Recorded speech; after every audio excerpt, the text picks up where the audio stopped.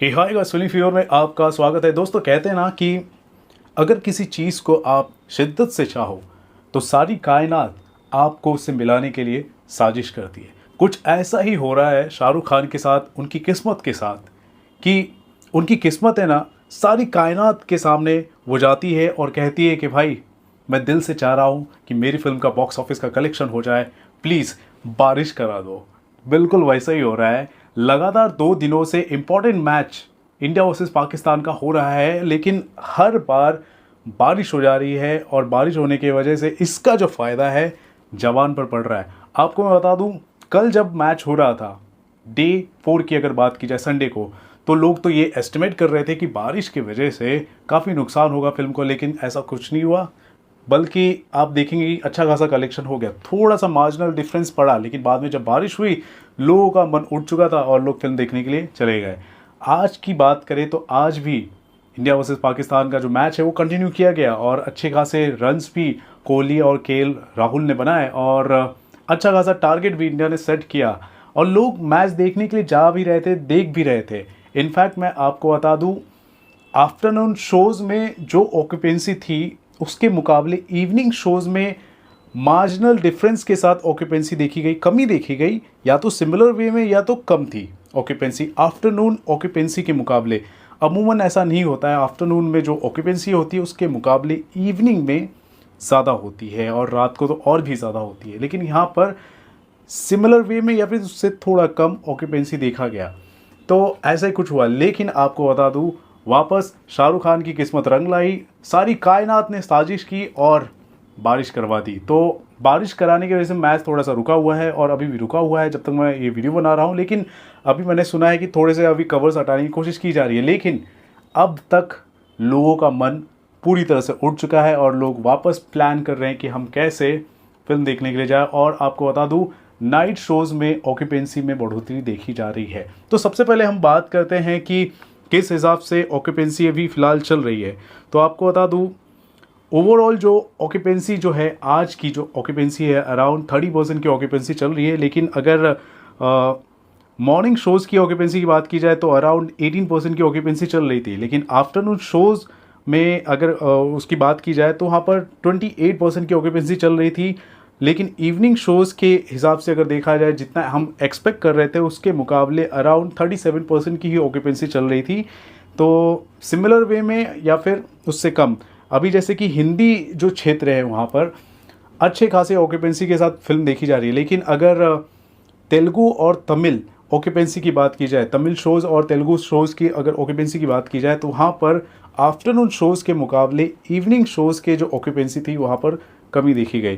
तो अगर हिंदी शोज़ की अगर 2D ऑक्यूपेंसी की बात की जाए तो ओवरऑल अगर बात किया जाए तो 28% की ऑक्यूपेंसी देखी गई।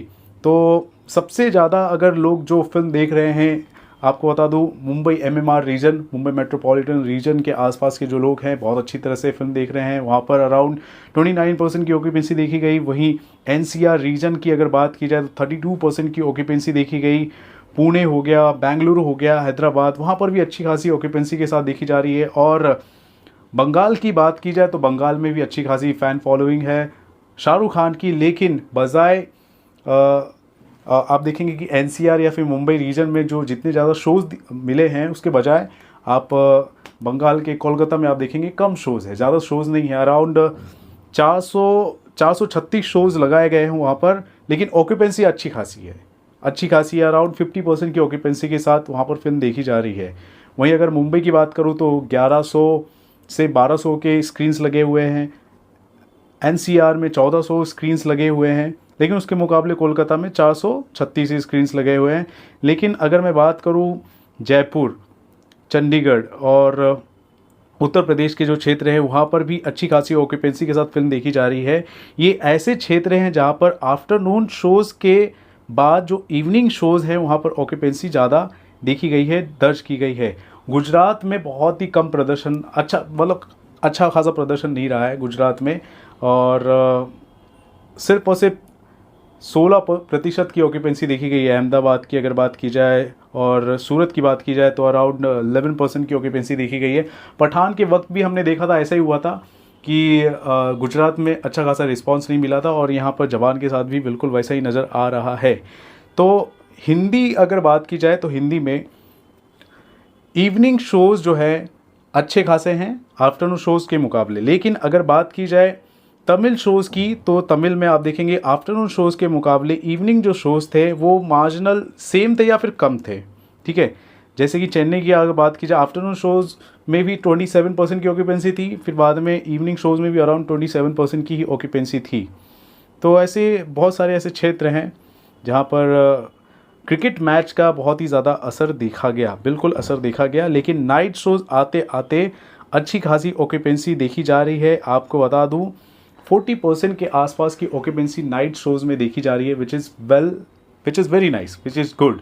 तो अब जिस हिसाब से ऑक्यूपेंसी चल रही है, क्रिकेट मैचेस चल रहे थे और कई ऐसे क्षेत्र हैं जहाँ पर अब शोज़ थोड़े से अभी उतने अच्छे चल नहीं रहे हैं, सब कुछ बहुत सारी चीज़ें चल रही थी। ठीक है, तो इस हिसाब से क्या ये फिल्म मंडे टेस्ट को पास कर पाएगी? तो आइए इसके बारे में बात करते हैं। लेकिन सबसे पहले मैं आपको बताना चाहूँगा कि क्या जवान फर्स्ट मंडे का कोई रिकॉर्ड तोड़ पाएगी, क्योंकि लगातार डे 1, डे 2, डे 3, डे 4 से सारे के सारे रिकॉर्ड तोड़ रही है, अलग अलग रिकॉर्ड तोड़ रही है, हाई सिंगल डे, ये दुनिया भर के रिकॉर्ड तोड़ रही है। ठीक है, लेकिन क्या फर्स्ट मंडे का रिकॉर्ड तोड़ रही है?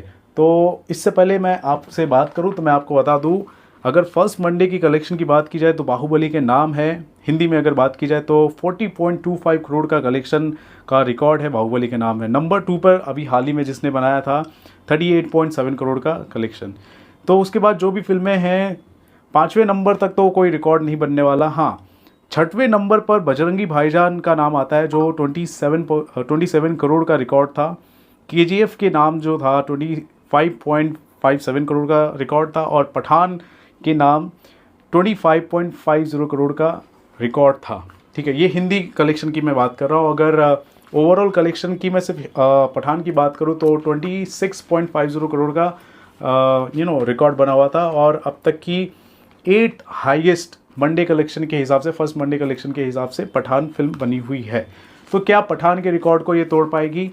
तो इसका जो जवाब है हाँ, बिल्कुल तोड़ पाएगी, आराम से तोड़ पाएगी, क्योंकि जो अर्ली एस्टिमेट सामने आ रहे हैं कि हाँ 30 करोड़ या 30 करोड़ से ज़्यादा का कलेक्शन आराम से हो सकता है। क्योंकि मैं आपको बता दूँ बहुत सारे ऐसे क्षेत्र हैं जहाँ पर ओवरऑल तो देखो 40% की ऑक्यूपेंसी बताई जा रही है अगर इवनिंग शोज़ और नाइट शोज़ की अगर बात की जाए। लेकिन अगर आप कई ऐसे क्षेत्र हैं जहाँ पर आप देखोगे एक्चुअली में सारे शोज़ बहुत सारे हाउसफुल गए हैं और बहुत सारे शोज़ जो है 75% ऑक्यूपेंसी के साथ गए हैं।